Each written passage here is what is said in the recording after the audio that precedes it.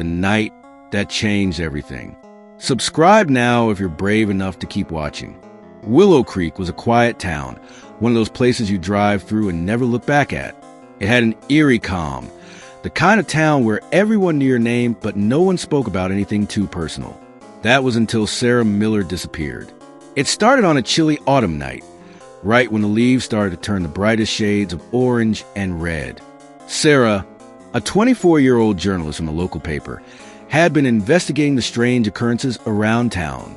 Nothing unusual, at least not at first glance. The town had a reputation for ghost stories and strange happenings, people who vanished without a trace, whispers of unsettling sounds of woods, and odd sightings of figures at night. But none of that had ever been taken seriously. Not until Sarah came along.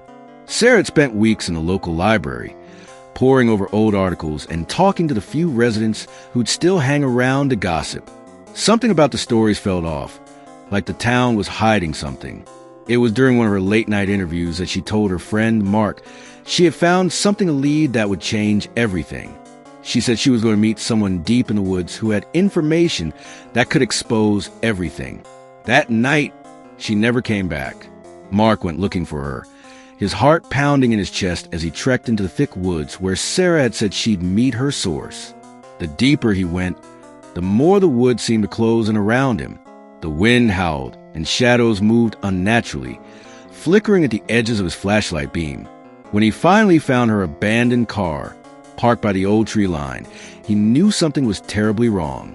The doors were unlocked, the engine still warm, but there was no sign of Sarah. Only the faintest traces of struggle, the soft imprint of her shoes, and the dirt leading into the woods. A search was launched, but days passed without any sign of her. As the investigation dragged on, there were no clues, no ransom note, no body. The town remained silent, everyone pretending like they didn't notice the darkness creeping closer. Then, 1 week later, a local resident found something odd while walking near the riverbank. A camera. It was Sarah's. When they played back the footage, they saw something that made their blood run cold. At first, the footage was just Sarah walking through the woods. She was alone, looking over her shoulder nervously, her steps quickening. But when they reached the part of the video where she approached the old cabin, there was something, or rather someone else. In the reflection of the window, standing just behind her, was a tall figure. Too tall. A man, perhaps, but his face was hidden in shadows. And for a brief moment, as Sarah passed, his hand reached out toward her. She didn't see him. The video ended there. But it wasn't the man that haunted them. It was a feeling that lingered after the footage stopped. The feeling that something had been following her the entire time. That something terrible was waiting just out of sight in the shadows of Willow Creek. And Sarah, she never stood a chance. Click subscribe now, if you're brave enough to face the truth. Because what happened next will make you question everything. The secrets in the shadows. You think you've seen it all, but what's hidden in the dark is far worse than you could imagine. Subscribe if you dare. After Sarah Miller vanished, the people of Willow Creek tried to move on, but the uneasy silence that settled over the town was deafening. The search parties dwindled, and the sheriff's office had no new leads. As much as they wanted to forget, something had changed in the air. The very fabric of the town fell off. Mark couldn't shake the footage he'd seen, the image of that figure in the shadows. It was like it had branded itself into his mind, leaving him restless and terrified, determined to uncover the truth. He began his own investigation, ignoring the warnings from friends and family who urged him to let it go. Mark's first stop was the old cabin, the one from Sarah's last footage, the one with the strange reflection in the window. It had been abandoned for decades, according to town records, but Mark had a gut feeling. Maybe there was something there. He approached cautiously, his breath visible in the cold air, the sound of crunching leaves underfoot, the only noise in the otherwise still woods. As he reached the cabin, the same uneasy feeling from the footage crept into his bones. He shone his flashlight across the structure, the beam cutting to the thickening fog. The windows were grimy, cracked, and covered with layers of dirt and grime. The door was ajar. Mark stepped inside. The musty smell of rotting wood and mildew hit him instantly. The air felt stagnant, as if it hadn't been disturbed in years. His light flickered as he scanned the interior, revealing old furniture draped in dusty sheets and forgotten relics of the past. There was nothing unusual at first, but then, in the corner of the room, his light landed on something that made his heart skip a beat: a stack of old newspapers.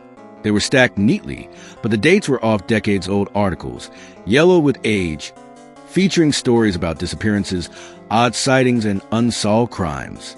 The names had faded with time, but there was something about them that struck Mark as odd. He grabbed the top paper, brushing off the dust. The headline read, "The Vanishing of Willow Creek 1932. The article described an eerie event nearly 100 years ago, a string of disappearances of young women in the very same woods Sarah had been investigating. The town had experienced a similar wave of fear, with rumors of a strange cult operating in the shadows. People claimed to have seen figures in the woods, dark shapes that moved when they weren't supposed to, but the authorities had always dismissed it as hysteria. But Mark knew, now more than ever, that this was no coincidence. Sarah hadn't been the first. She was just the most recent. As he read, a noise broke the silence, a faint scraping sound coming from upstairs. Mark froze, his breath caught in his throat. Someone else was in the cabin. With his heart pounding in his chest, he grabbed the nearest object, a rusted old wrench, and crept toward the staircase. His flashlight flickered once more, casting long shadows across the room. As he climbed the stairs, the noise grew louder, more frantic, like something or someone was trying to escape. Then he saw it. At the end of the hall, the door to a small room was cracked open. A shadow flitted across the doorway. It was too fast, too deliberate to be human. Mark took a step closer, his mind racing. He needed answers, but the closer he got, the more the air grew thick with a cold, oppressive feeling. It was like the darkness was alive, pressing in from all sides, pulling him toward the unknown. And then, just as he was about to reach the door, a cold hand gripped his shoulder from behind. Mark spun around, but there was no one there. The flashlight fell to the floor, its beam illuminating the space in front of him, but all he could see was a single, faint figure standing at the far end of the hall, its face hidden in shadow. The light flickered one last time, and the figure vanished. Mark's blood ran cold as he realized something worse than he could have imagined. Whatever was lurking in Willow Creek wasn't just haunting the town. It was hunting them, and the truth was even darker than he feared. If you think that's the end of the story, wait until you see what happens next. Hit subscribe if you're ready for the nightmare to come alive. The truth that should never be known. You've come this far, but what awaits is a truth that no one should ever hear. Subscribe now if you're brave enough to face the final chapter. The days following Mark's encounter at the cabin were filled with dread. He couldn't shake the image of that shadowy figure standing at the end of the hall, the cold grip on his shoulder, and the realization that the town of Willow Creek had been hiding something for generations. He knew he couldn't trust anyone now, not the police, not the townspeople.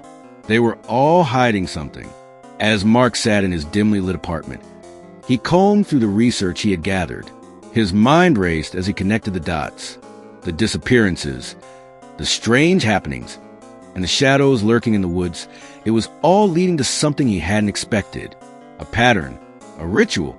A knock at the door broke his focus. He jumped, his heart racing. He had expected the worst, and now it was here. Slowly, he rose from his chair, his body tense with anticipation. When he opened the door, no one was there. But on the doorstep, there was a small, crumpled piece of paper. Hesitant, he picked it up and unfolded it. The message was simple, written in a shaky hand. Meet me at the old church. Midnight. You're getting too close. Mark didn't hesitate. If there was a chance to finally uncover the truth, he had to take it. The old church had been abandoned for years, its once gleaming white walls now stained by time and neglect. As Mark approached, the moonlight cast an eerie glow across the ruins, the bell tower looming ominously above. The wind whispered through the broken windows, making it feel as though the very walls were alive, breathing in the night air.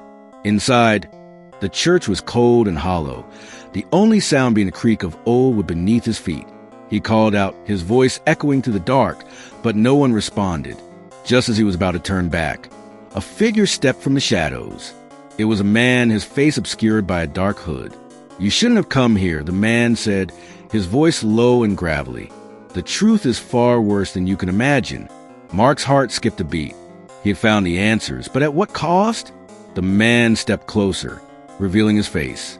Mark gasped. It was someone he knew, someone from the town. Sheriff Walker.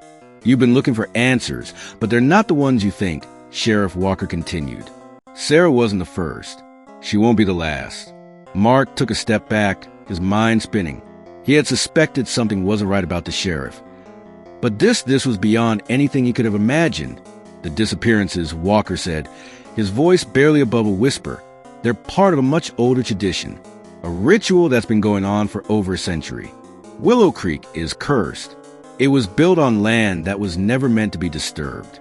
The people here, they've made a pact." "A pact?" Mark asked, his voice trembling. "The people of this town, they worship something that's not of this world.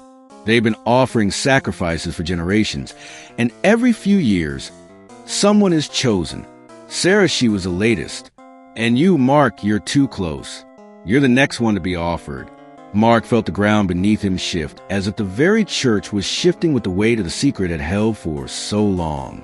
His thoughts raced. The entire town, and on it every resident, every whisper, every mysterious disappearance. It was all connected. Before Mark could speak, the sheriff reached out and grabbed him by the arm with inhuman strength, pulling him toward the altar.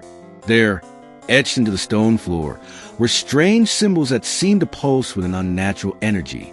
The sheriff's grip tightened as he dragged Mark to the center. "You've come too far," the sheriff said, his voice now a chilling monotone. "But it's too late. The ritual has already begun." Mark struggled, his body screaming in terror, but the sheriff's grip was unyielding. Then he heard a low, guttural noise coming from the dark corners of the church. The air grew thick, suffocating, as a dark figure began to emerge from the shadows. It was enormous, its eyes glowing with an eerie, unnatural light. It was coming toward them. Mark's heart pounded in his chest as the reality hit him. The pact was real. The ritual was real. And now it was too late to stop it. In that moment, Mark understood the truth. The darkness that had been hiding in Willow Creek was not just a curse. It was a force that had been feeding on the town for generations, and now it was hungry again. The figure stepped forward, its eyes locking onto Mark's with an unblinking stare. The last thing he saw before everything went black was a shadowy figure's mouth opening, revealing rows of sharp, gleaming teeth. And that's where the story ends, or does it? If this story haunted you, you won't want to miss the next one. Hit subscribe if you dare.